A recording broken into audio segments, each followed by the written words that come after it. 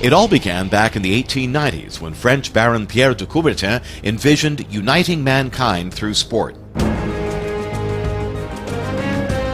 In 1896, he organized the first modern Olympiad, in which 241 men from 14 nations gathered in Athens to take part in 9 sports. The winners received an olive branch wreath and a silver medal. The highlight was a victory by Spiridon Lewis, a shepherd from the Athens area, in the long-distance run across the plains of Marathon. The second Olympiad was held in 1900 in Paris, but the Paris Olympics became a 17-sport, 18-week-long disaster when the competitions were combined with the World's Fair and ended up as a mere sideshow. Cricket, archery, croquet, tug-of-war, tennis, and golf all made their Olympic debuts in Paris, and more than 1,000 participants, including 22 women, received a small commemorative medal. However, many were not athletes, but just people visiting the World's Fair. 4 years later, every blunder from the Paris Games was copied in St. Louis, when the farcical 1904 Olympics were spread throughout another World's Fair. More than 40 athletes from Canada, along with 75 from 10 other nations, joined some 500 American competitors.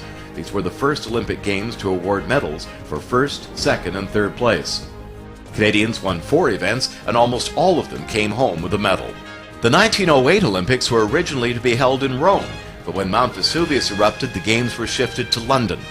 Athletes from 22 nations competed at 4 different venues and at different times. Canada selected 91 members to its first official Olympic team, including 2 Victoria tennis players. 3-time Canadian singles champ James Folks and Robert Powell, who later captained Canada's 1913 Davis Cup team, became our city's first Olympians. With 4 years to prepare a new stadium, aquatic pool, and athletes' accommodation, the 1912 Games held in Stockholm were a model of efficiency, peace, and harmony. Women's ice skating, swimming, and diving were added to the sport roster, and all 5 continents were represented as 2,400 athletes, including 57 women, took part.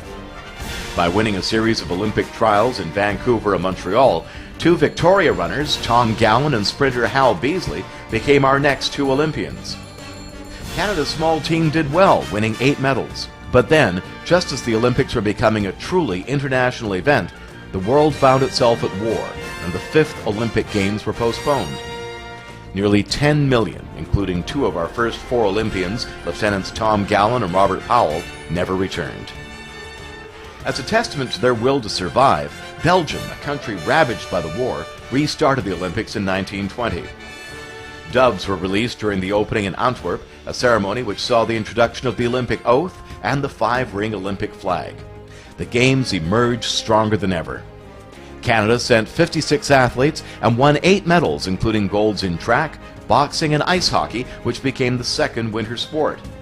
2 of the gold medal hockey players, Hal Halderson and Frank Fredrickson, later played with the 1925 Stanley Cup champion Victoria Cougars. When the Games returned to Paris in 1924, they were preceded by the first ever Winter Sports Week at Chamonix, France. 16 events were held at the resort in the French Alps, where Canada won all 5 hockey games, outscoring their opponents 110-3 to retain the gold medal. Paris redeemed itself with the 1924 Olympics. Those games are perhaps best remembered for the story of Eric Liddell and Harold Abrams, the 2 British runners chronicled in the Oscar-winning movie Chariots of Fire. At the second Winter Games, held in Saint-Moritz, Switzerland, Canada again dominated the hockey, claiming gold for a 3rd time. On a 3rd bid to host the Olympics, Holland finally won the honor in 1928, and the Amsterdam Games were the first to feature an Olympic flame that burned throughout. Although the athletes got to compete in a new 40,000-seat stadium, they slept in sleeping bags at a nearby army barracks. The Amsterdam Games marked the debut of Canadian women Olympians, and our Magnificent 6, 5 ladies on the track and 1 high jumper, led Canada to 15 medals.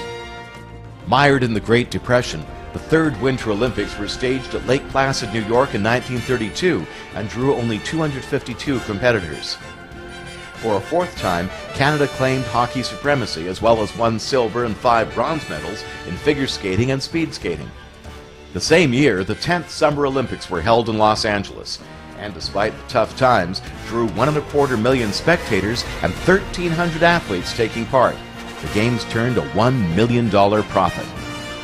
Operating on a shoestring and with most competitors paying their own way, Canada won 15 medals.